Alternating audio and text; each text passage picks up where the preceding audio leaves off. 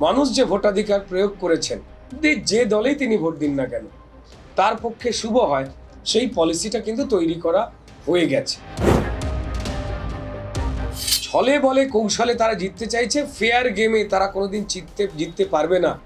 তাই তারা স্লোগান দিত খেলা হবে। মানুষ যাতে তার নিজের ভোট না দিতে পারেন তার বন্দোবস্ত করেছিলেন।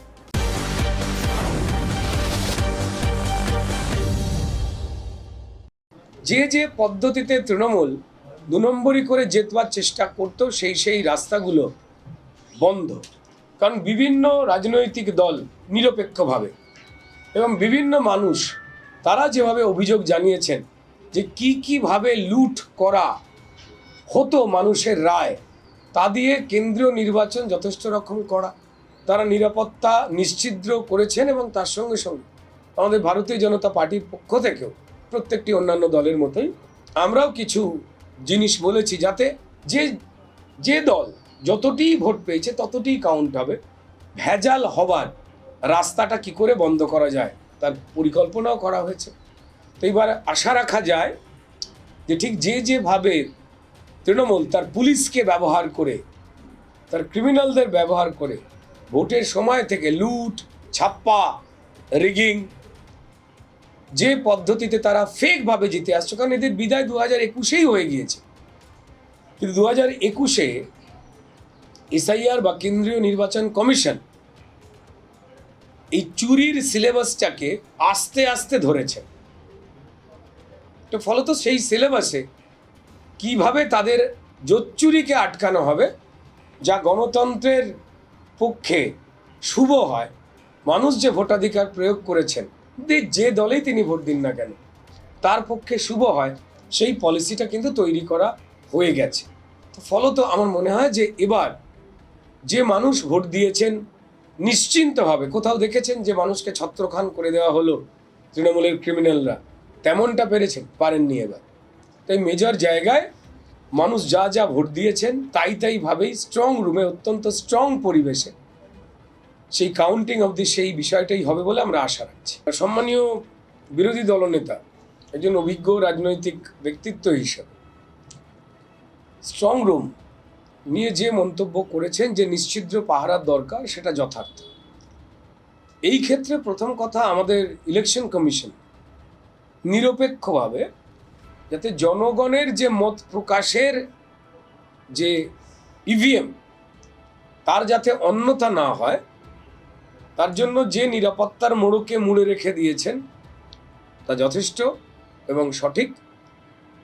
এবং তার সঙ্গে সঙ্গে প্রত্যেকটি রাজনৈতিক দল, আমি শুধুমাত্র ভারতীয় জনতা পার্টির প্রার্থী বলে আমি ভারতীয় জনতা পার্টির কথা বলবো না, প্রত্যেকটি রাজনৈতিক দলের যারা কর্মীরা রয়েছে তারাও কিন্তু তাদের মতো করে তার পাহারাদারির পর্যবেক্ষণ করছে।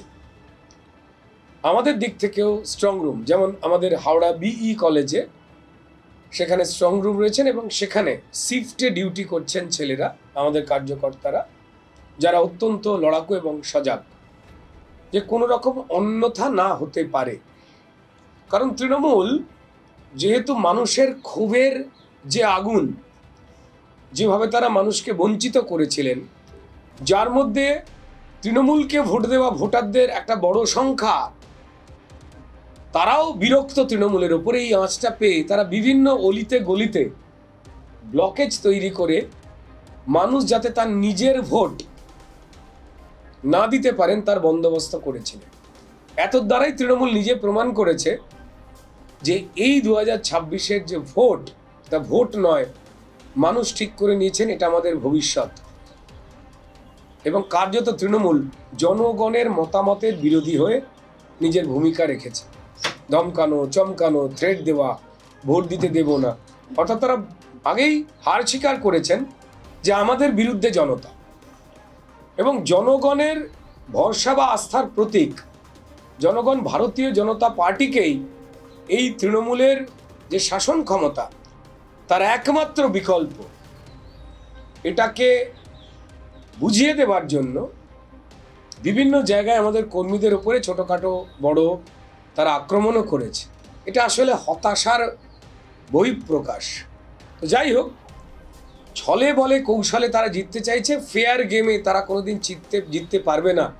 তাই তারা স্লোগান দিত খেলা হবে, অর্থাৎ দুর্নীতির খেলা, মানুষকে ঠকাবার খেলা, মানুষের জীবন এবং যে মানুষের যে অধিকার নিজেকে ভালো রাখবার, নিজের সরকারকে চুজ করবার, নিজের মতামতের যে দাম বা মূল্য সেইটা যে প্রকাশিত করবার অধিকার, এখান থেকে যেভাবে তৃণমূল ভেজাল দিয়ে মমতা বন্দ্যোপাধ্যায় তো প্রথমেই বলে দিয়েছেন যে এসআইআর হতে দেব না, অর্থাৎ মৃতদেহরাও তৃণমূলের পক্ষে যেমন ভোট দিয়ে যেত এতগুলো বছর ধরে, বা যারা বৈধ ভোটার নয়, যে ভুয়ো ভোট, সেগুলো দিয়েই জিতবো, তিনি প্রথমেই বলে দিয়েছিলেন সংবিধানের বিরোধিতা করে।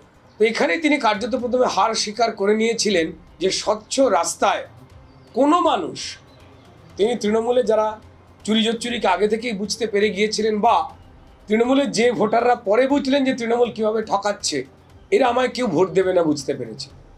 মানে কেন দেবে? একটা স্টেট থেকে এত পরিযায়ী শ্রমিক তৈরি করা হয়েছে, ৬,০০০-এর উপর সংস্থাকে বিতাড়ন করেছে এই রাজ্য থেকে, যেখানে শ্রমিক কাজ করতেন, বাকিরা চাকরি করতেন, এত ছেলে মেয়ে বেকার। এই চোখের জল তার তো একটা মূল্য চোকাতেই হবে।